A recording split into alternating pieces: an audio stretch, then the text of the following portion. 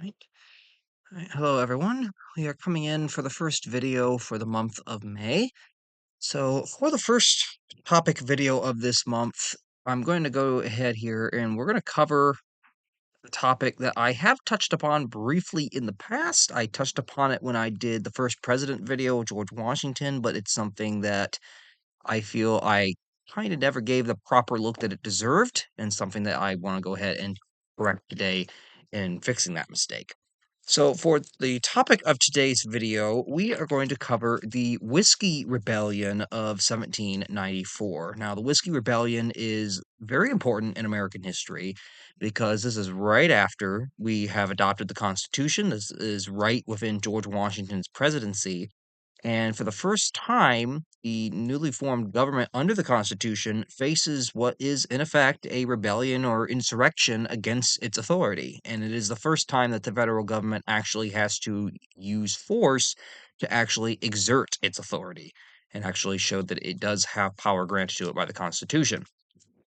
So we're going to go ahead today and take an overlook of what the basic things were that happened during this event. As always, we don't always like to go as in depth as possible, but we try to get the main points across. So for the Whiskey Rebellion, you got to go back to the end of the Revolution, as a lot of the problems in the early American Republic would stem to the Revolutionary War and its after effects. And that is no different with the Whiskey Rebellion. So the Whiskey Rebellion is not going to come about until 1794. The Revolutionary War would end in 1783 with the signing of the Treaty of Paris. With the signing of that treaty and the end of the war, the United States found itself quite in debt for an infant nation. I mean, we are a brand new nation on the world stage, and we already have a massive debt that we have incurred getting that independence. At the close of the Revolutionary War, the United States was approximately about $54 million in national government debt, and there was another $24 million that was owed just by the individual states. So the national government, under the Articles of Confederation, owed $54 million in debt. Top that off with another $24 million in debt that was owed by each of the individual 13 states that had fought during the war. So that is a staggering amount of debt. That is $78 million in debt just back then, and that would be a heck lot more today. So the question of how is this new infant republic going to pay off its massive war debts? Because at the time, we're even still under the Articles of Confederation, Congress doesn't even have the power to tax, to get revenue, to pay off debt. So there is the question of how it's going to be done. Eventually, 1787 comes. We end up replacing the Articles of Confederation with of course, our current system of government under the U.S. Constitution. And the Constitution explicitly gives the new national legislature power to act in Congress to actually tax citizens and tax property and other things. But there's still the question, even after the formation of this new national government, over exactly how is the United States going to pay off its national debt, because it's still there. We might got a new government, but it doesn't. I mean, the debt has not really been paid, and we're now nearing over almost 10 years since. So, in his report to Congress in January of 1790, Treasury Secretary Alexander Hamilton, I'm sure we all know of him, he's on the $10 bill, and he was Washington's Secretary of the Treasury, also the founder of one of the first two political parties in the United States, the Federalist Party. But Mr. Hamilton would outline his plan to address the debt in his address to Congress in January of 1790. And Hamilton's plan was seemingly rather simple. He recommended that we should consolidate the debt from both the national government and from the states. So, consolidate all that debt into one large sum. So, the national government claims authority over the 13 states. Hamilton's argument was, since we claim authority over them, it would only be right if we assume the debt of the 13 states along with the debt that Congress has incurred during the war. And as part of that plan, Hamilton also argued not only are we going to consolidate the national debt into a single number, a single sum, it would also help by doing so to establish public credit for the US government and increase the government's legitimacy in the eyes of the world and its citizens by taking on this burden. And there were quite a bit of Congress members who were for consolidating the debt, and then you had quite a few, especially anti-federalists, who were not for consolidating the debt into one large sum, arguing that it would make the states indebted to the national government forever, where Hamilton's claim was, well, they're not really indebted to the national government. We already claim authority over them, so it would only be the right thing for the national government to take on the debt that was incurred in the fight for independence as a whole for all 13 states, not just for itself, and then expect the states to pay off on their own. Now, Hamilton would face questions, however, in his plan for exactly how the federal government was going to end up paying off this debt. Yes, you propose consolidating it into a single sum, but how do you expect the federal government to pay off $78 million? How is Congress going to raise enough money to actually start paying on this debt? Despite the opposition from the Anti-Federalists and some other members of Congress who had their reservations, the plan would pass Congress in the summer of 1790, and Hamilton would get his wish. The national debt would be consolidated. Now, at the time, we bring the question here, how is Congress going to pay for it? Because at the time, tariffs are the big money driver in terms of congressional revenue. For government revenue, tariffs are where the government is getting most of its revenue. However, the rates are already as high as Hamilton would dare try to raise them. They're already sky high. He doesn't want to go any higher because he fears that if he goes higher, it's going to hurt domestic businesses. And he does not want to do that. So Hamilton knows, although tariffs are our main source of revenue, and the simple-minded might say, "Well, just raise the tariffs. We can make more money to pay off that debt." Hamilton says, "Well, no, that's not a good idea because yes, that is our largest source of income, but at the same time, if we go much higher, I'm afraid it's going to have more of a negative impact than a good." So Hamilton is coming across with the idea, why don't we pass an excise tax, a tax on domestically manufactured goods? He argued that this could actually accomplish getting that extra revenue in order to start paying off on the new national debt. However, that was rather controversial of a stance. Now, the Constitution is very clear in Article 1, where it establishes Congress and the legislative branch. It does explicitly give Congress the power to pass an excise tax. It's not that Congress doesn't have the authority to do so, it's explicitly listed in the Constitution. The controversy comes where we are very soon after the revolution, and part of the reason the revolution had broke out was because of the excise taxes passed by the British Parliament on the colonies prior to the outbreak of revolution, such as the Stamp Act and the taxes on printed goods, on tea, on all manner of things that the colonists ended up importing or even making in the colonies that got taxed by the British Parliament, and this had been a major driver for the revolution and the mass unrest that led to it. So we're only roughly about 20 to 30 years after the revolution. It is still fresh in many of the minds of Americans why they had had the revolution, what their initial griefs were with it, and thus they're not going to really want to hop on board so soon and say, "Oh, let's just put another excise tax on." Because now this is a new government that they claim, we formed this government because we didn't want to be part of the corrupt British system that was taxing us all the wazoo. And now you're saying that you want to put a tax on us? To many Americans at that time, taxation is still very unpopular, and some even consider it synonymous with tyranny and treason. Now, Hamilton would propose, however, that his proposed excise tax would not be on all domestically manufactured goods, but on one particular category of goods, and that was of distilled spirits, alcoholic beverages, like whiskey, wine, beer, anything that could be made of alcoholic means in the United States would be what would receive the tax.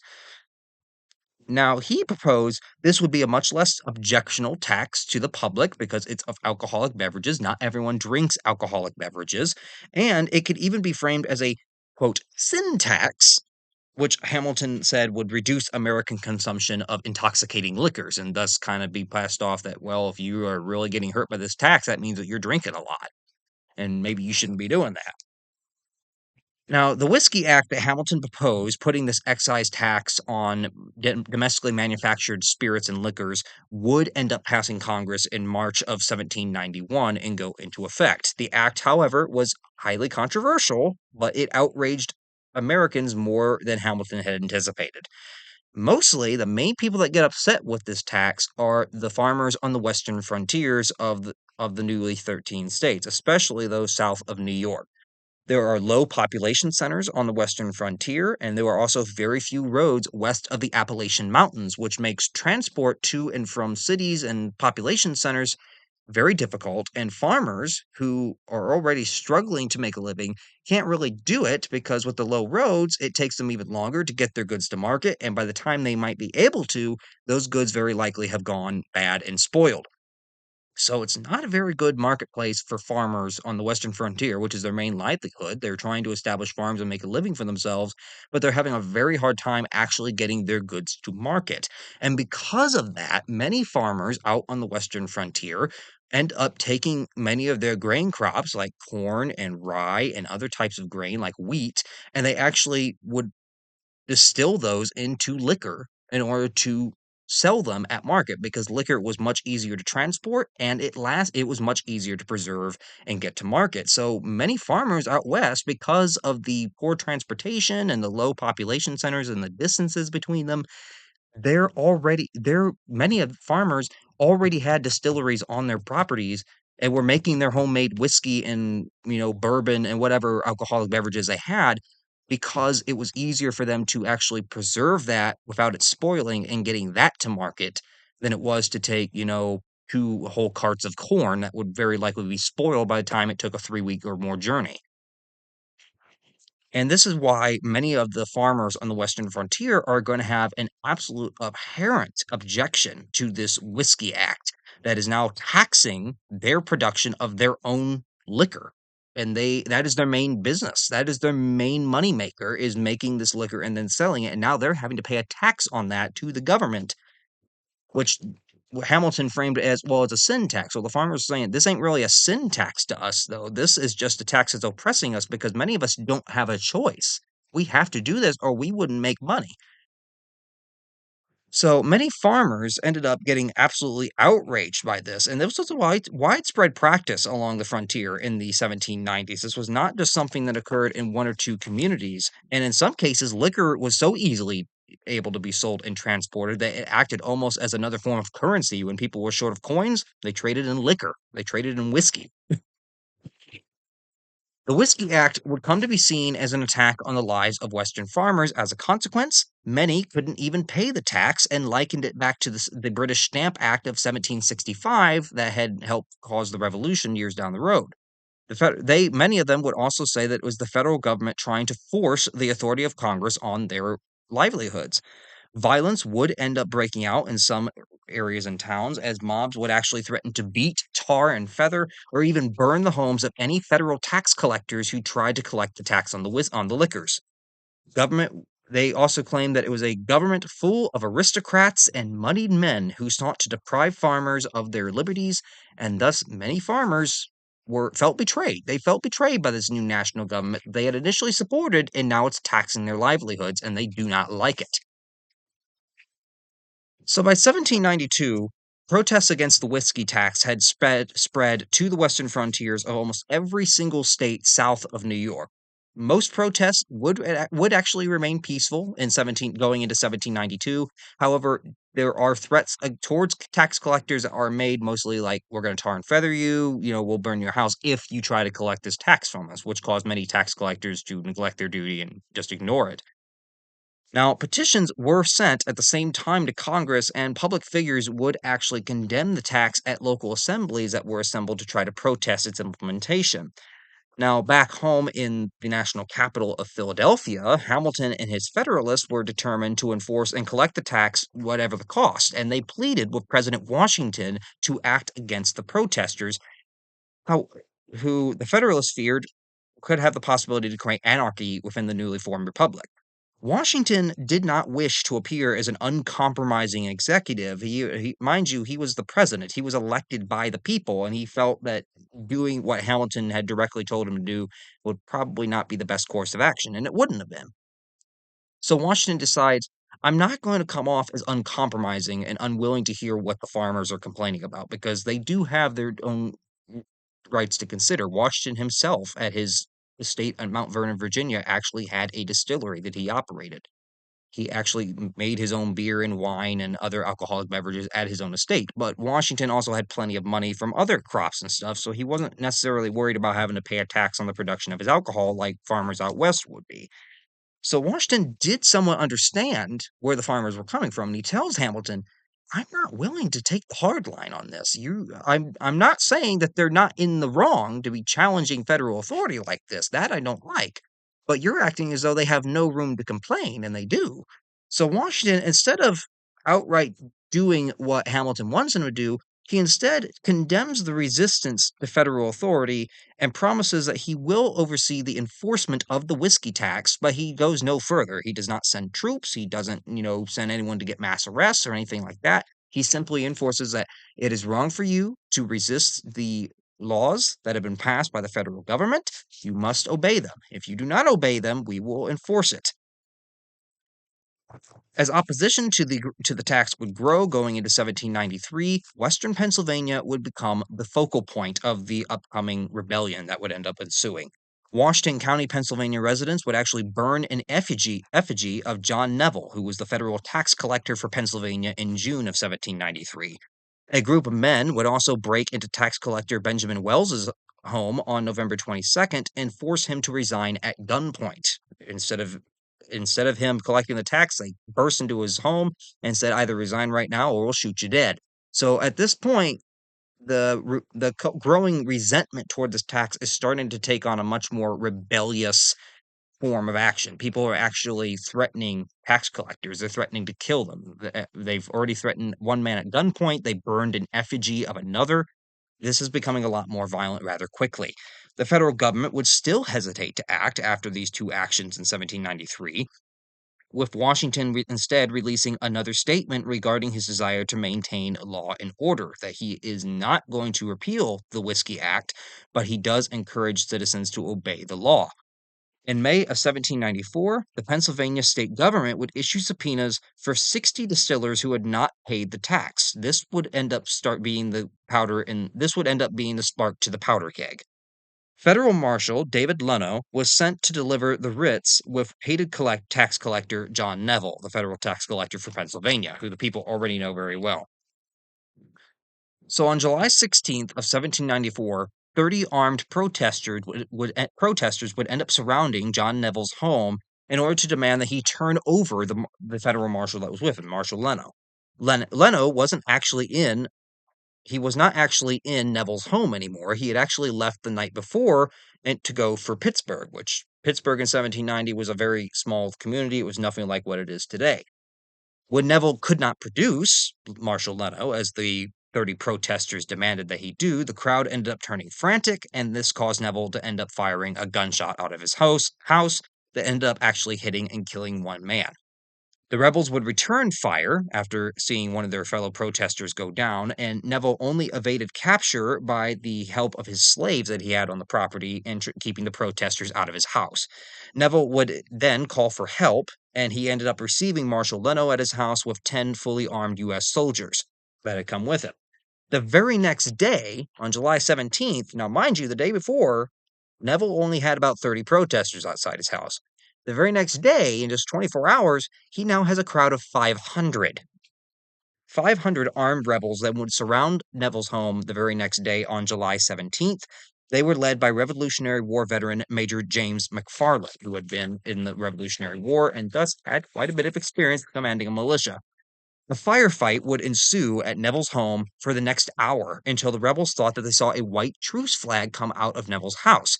When this was viewed, Major McFarland would step forward, calling for a ceasefire from his armed rebels, and was going toward the house to see what it was that Marshal Leno or Neville wanted. Upon stepping toward the house, he ended up getting shot dead. There had actually been no white flag of truce that we know of. It might have just been a mirage or a bed sheet or something that someone might have saw and thought it was a flag, but there's no evidence that it was. Either way, McFarland, in the process after calling the ceasefire and marching toward the house to actually see what he thought they wanted, because he thought they'd thrown a flag up, he ends up getting shot dead. The angry crowd would then resume firing after McFarland was killed and later burn the house to the ground. Most would end up escaping out of the house, with the only exceptions being Leno and one of Neville's sons, I believe his name was Presley. They ended up getting captured by the crowd, but later managed to actually escape them as well. Major McFarland's death would radicalize the rebels in western Pennsylvania. With over by the end of the week, a crowd of 7,000 rebels would actually set up mock guillotines in Braddock's Field outside Pittsburgh by August 1st. They would also further invoke the ongoing reign of terror in France, which was going through the French Revolution at the time, where Maximilien Robespierre was killing everyone that he thought was a political enemy and charging them with being traitors and enemies of the state. And the crowd that was assembling outside Pittsburgh of these whiskey rebels was pretty much emulating that by putting up these mock guillotines outside of Pittsburgh, saying that, we're going to hang our government leaders if they don't acquiesce to our demands.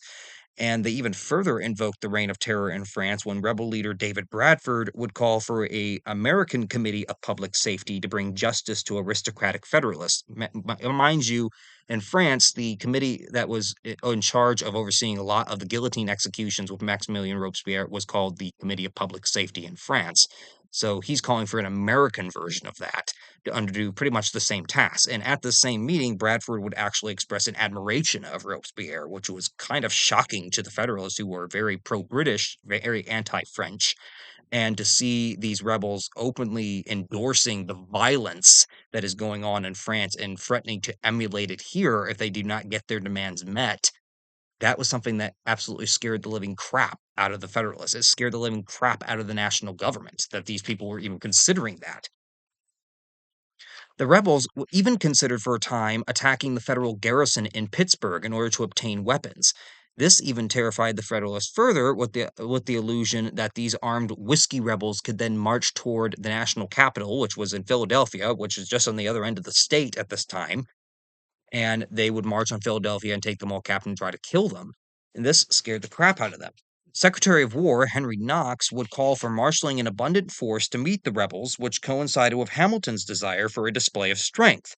Hamilton would actually submit essays to papers in Philadelphia, writing and accusing the whiskey rebels of anarchy and treason against the national government and against the Constitution.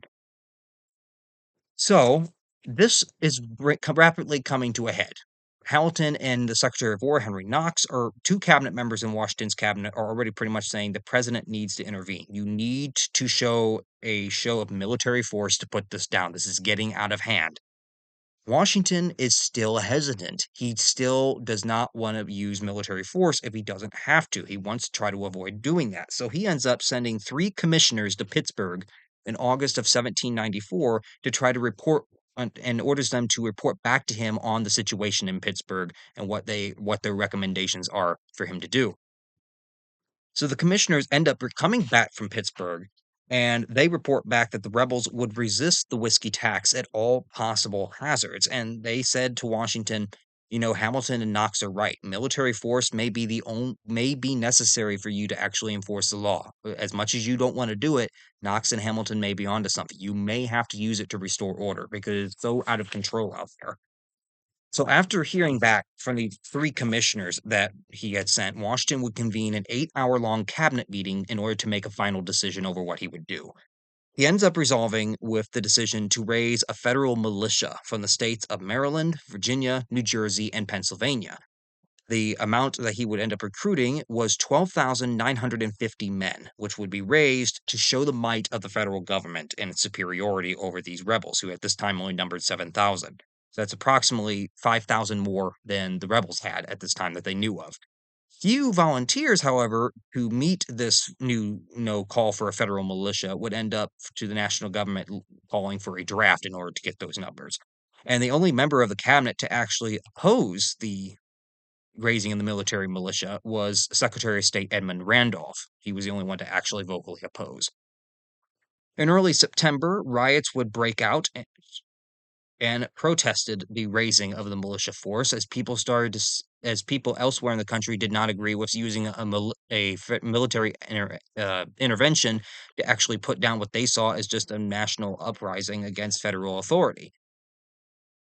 During the course of these riots and uprisings, there would be about 150 people arrested in Hagerstown, Maryland, and another three were arrested in Virginia for the same activities.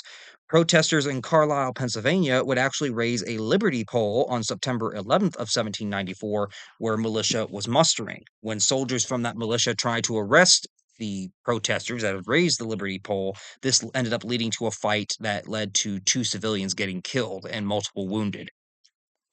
Washington was not happy with this, and as a consequence, to show that he was not just unjustly siding with his military, the two soldiers that were responsible for the two civilian deaths, he actually made sure that they were tried in a civilian court and not in a military one by his direct order for their crime against the civilians that they had done. Washington would arrive at Carlisle, Pennsylvania on September 30th with Hamilton at his side to take command personally, which remains the only case of a sitting U.S. president to date of a sitting U.S. president ever taking command of an army in the field, which it kind of makes sense that Washington would be the one president that did this because he was by nature a military man. He had been the winning military general of the Revolutionary War.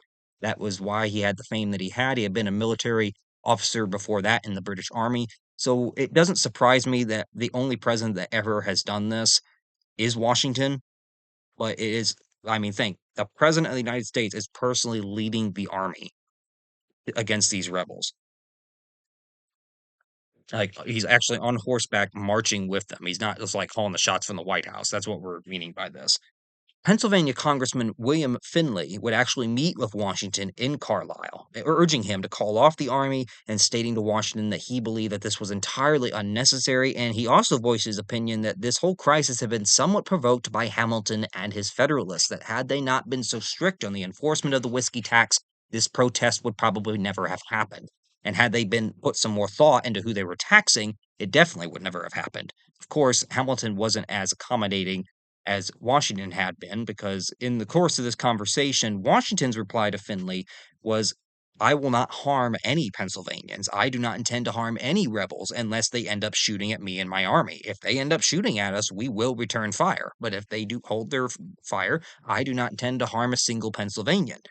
Hamilton's response is far less accommodating than Washington's, and he states that when a certain rebel leader was mentioned by Finley, he ended up stating the following, that the rebel leader would be, quote, skewed, shot, or hung from the first tree, end quote, when Finley mentioned the guy's name, which kind of depicted that Hamilton was outright outraged that this was a challenge to national authority.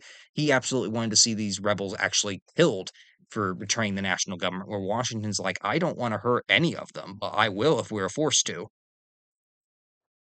So Washington would end up marching south to inspect the southern wing of the federal militia that he was assembling on October 9th by traveling to Fort Cumberland in Maryland. He would find no resistance there to block the advance of his militia, and then he returned to Philadelphia.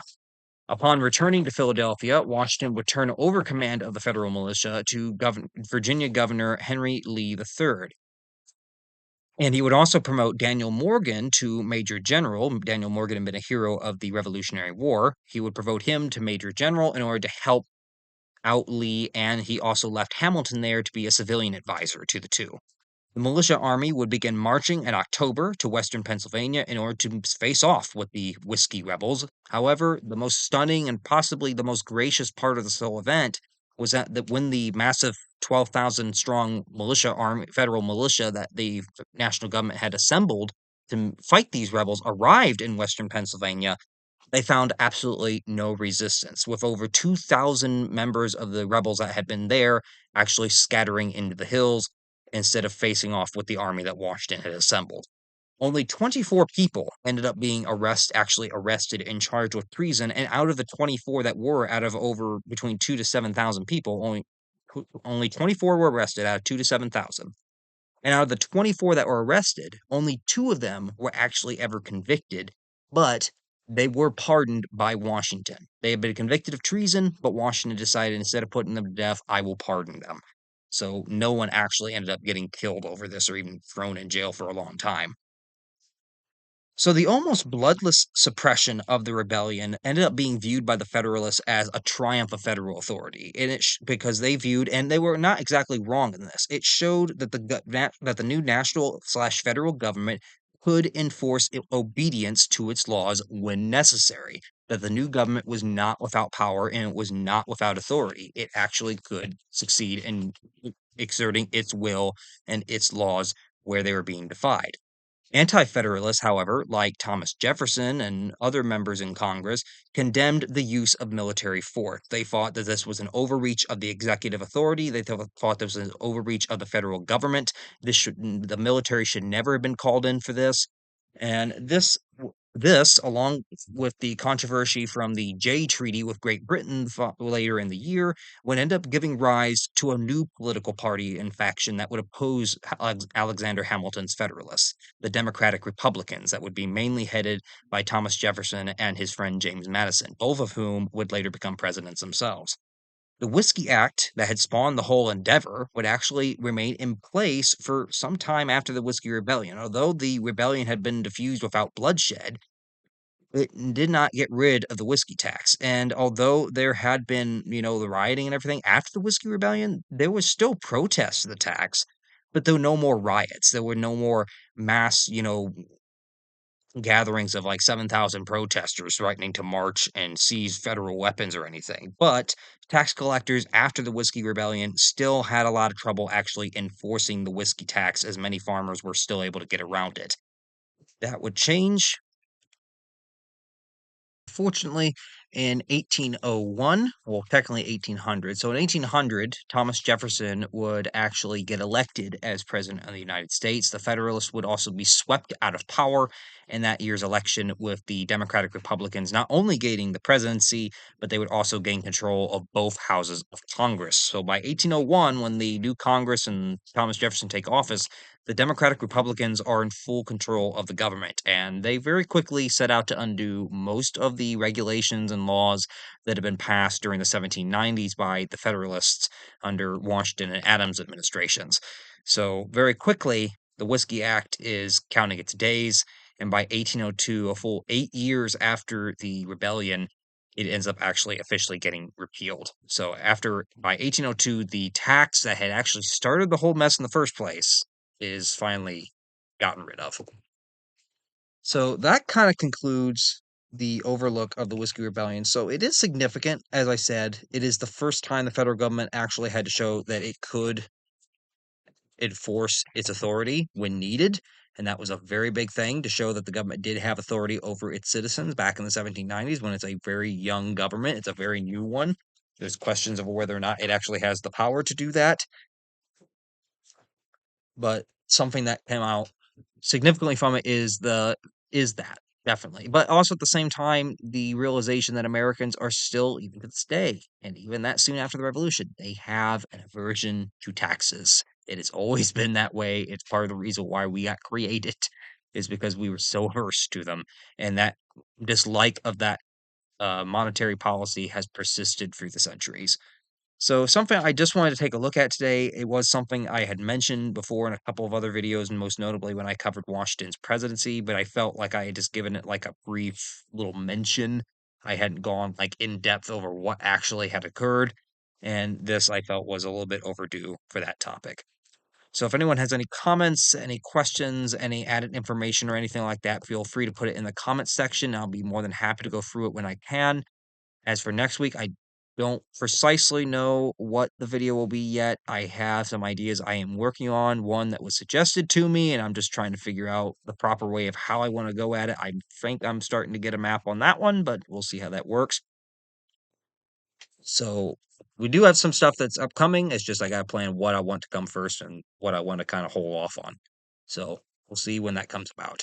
So hopefully everyone has a good start to their week. I realize it's Saturday when this is posted. So hopefully everyone has a good start to their week, and we'll see you all back here sometime in the coming week for the next video of the month.